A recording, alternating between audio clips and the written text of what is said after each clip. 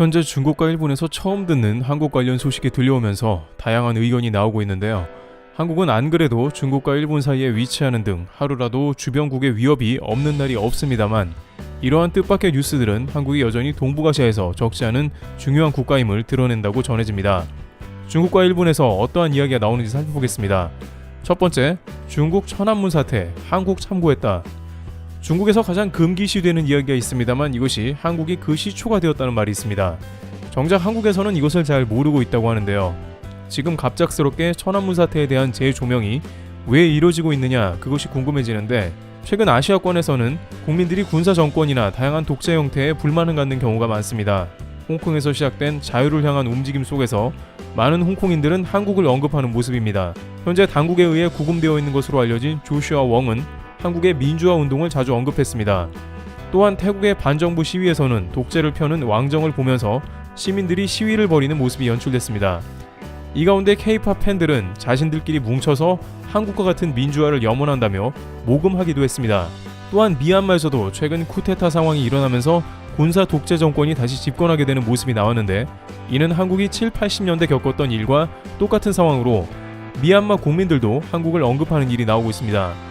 미얀마는 또한 한국 드라마를 비롯해 한국을 가장 본받고 싶은 나라로 언급하는 등 한국 이미지가 좋습니다. 여기에 최근 그들은 어렵게 투표를 통해서 민주화 정권을 세웠는데 다시 이렇게 군사 독재가 시작된다고 생각하니 한국과 같은 민주화 운동이 절실해지면서 한국이나 서방 사회에 도움을 요청하는 모습이 나오는 것입니다. 2017년에 반 푸틴 시위로 러시아조차도 한국을 모티브로 했다는 사실은 많은 이들이 모르고 있는데요. 당시 푸틴 독재를 비판하면서 시위를 주도해왔던 다양한 매체 중 팟캐스트 방송 진행자 볼코프는 한국처럼 우리도 촛불 집회를 해야 한다 라면서 한국을 언급하며, 우리도 평화롭게 모스크바에 모여 산책하듯이 인도를 따라서 네모를 그리며 돌자, 한국에서도 유모차를 끌고 피크닉 오듯 했다 라면서 평화적 시위를 모스크바에서 열기도 했습니다. 물론 시위 뒤에 곧바로 경찰에 연행되어 조사를 받았습니다만, 러시아의 많은 이들은 한국의 촛불 시위에 감명받았고 길거리에 나서기를 주저하지 않았던 것입니다. 그 당시에도 민주화를 주장했던 나발리는 현재 구금되어 지금도 러시아에서 시위는 벌어지고 있는 상황입니다. 이렇게 한국은 아시아는 물론 유럽까지 영향을 끼치며 민주화의 아이콘으로 전 세계에 알려지고 있습니다. 그런데 한국과 체제가 완전히 다른 중국만큼은 이러한 움직임과 관계가 없지 않냐고 생각했습니다만, 중국 역시 과거 천안문 사태에서 한국을 모티브로 이러한 운동이 펼쳐졌다고 RFA 등 일부 중국 관련한 언론에서 중국의 당시 인권 변호사 등의 인터뷰를 통해 한국의 민주화 운동의 영향을 설명하기도 했습니다. 당시 천안문 사태는 1989년에 일어났는데 시기상 2년 전에 한국의 6월 민주화 항쟁이 있었다는 것입니다. 중국 당국은 CCTV를 통해서 거의 매일 서울의 모습을 내보냈는데 중국인들이 적지 않게 영향을 받았고, 이는 곧 천안문 사태의 불씨가 되었다는 것입니다. 다만 한국은 오랜 기간 민주화 투쟁이 있어 왔기에 이는 성공적으로 군사정권을 민주화로 이양하게 된 계기가 되었지만, 중국의 경우에는 대부분의 국민들이 민주화의 개념도 전혀 모르는 상태였기 때문에 호응이 있었다고 해도 대학생들 극히 일부였으며, 마땅히 지도자나 체계화된 조직체도 없었기 때문에 이는 곧 실패로 돌아갈 수밖에 없었다는 것입니다. 한국과 같이 민주화가 무엇인지 국민들 모두가 깨닫고 행동하는 모습의 국가는 매우 드문 것입니다. 그로부터 수십 년 지난 중국의 상황은 체제가 굳어졌고, 현재 미국에서는 중국이 놀랄 일까지 추진하는데요.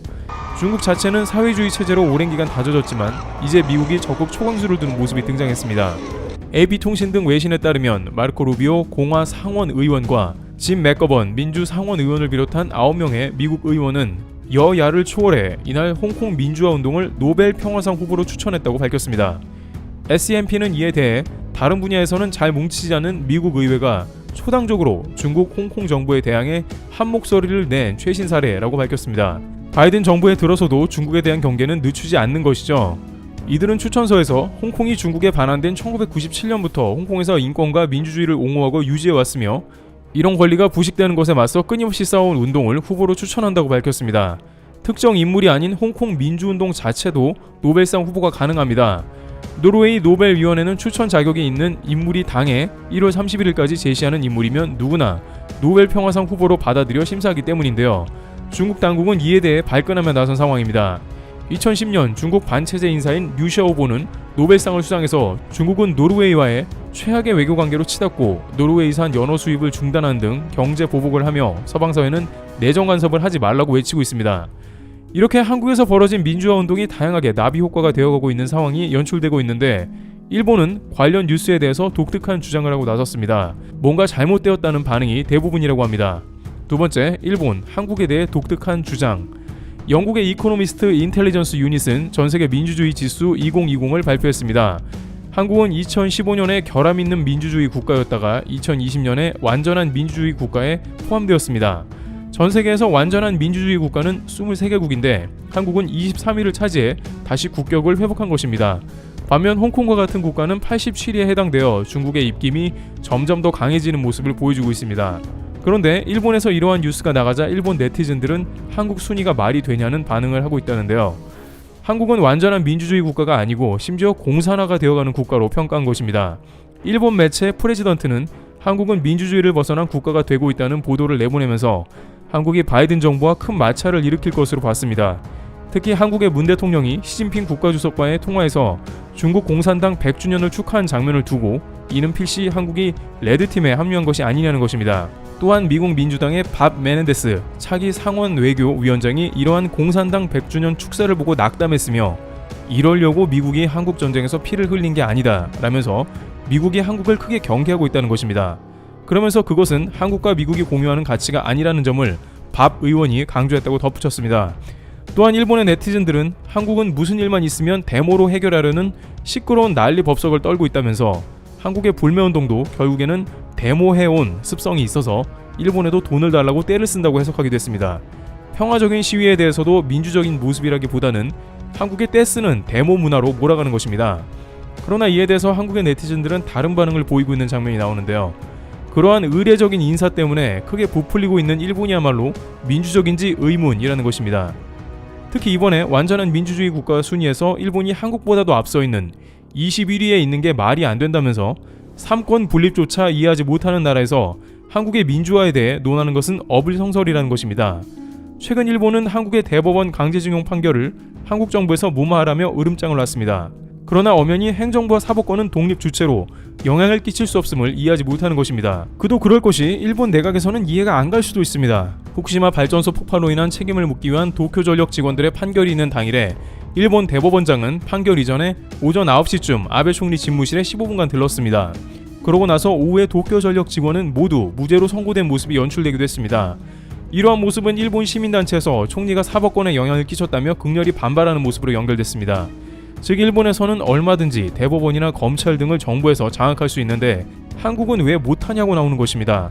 아베 총리 선거 유세 때에도 길거리에서 아베 그만둬를 외친 유권자는 10초 만에 경찰에 연행되기도 했으며 트위터에 독재 국가인가 라는 글이 급속하게 공유되며 일본의 현실을 보여주기도 했습니다. 따라서 한국 네티즌은 일본이야말로 독재 혹은 공산화가 되어가는 국가라면서 민주주의냐고 되묻고 있는 것입니다. 이와 같이 한국은 한중일 사이에서 외롭게 민주주의의 역사를 유지하고 있습니다. 주변 국가들은 한국 민주주의 가치를 폄하합니다만 세계적으로 한국은 완전한 민주주의에 선정되었습니다. 한국은 국민이 주인이 되어야 한다는 인식이 아시아에서 가장 강한 나라임이 분명한 것입니다. 트래블 튜브 여기서 마치겠습니다. 감사합니다.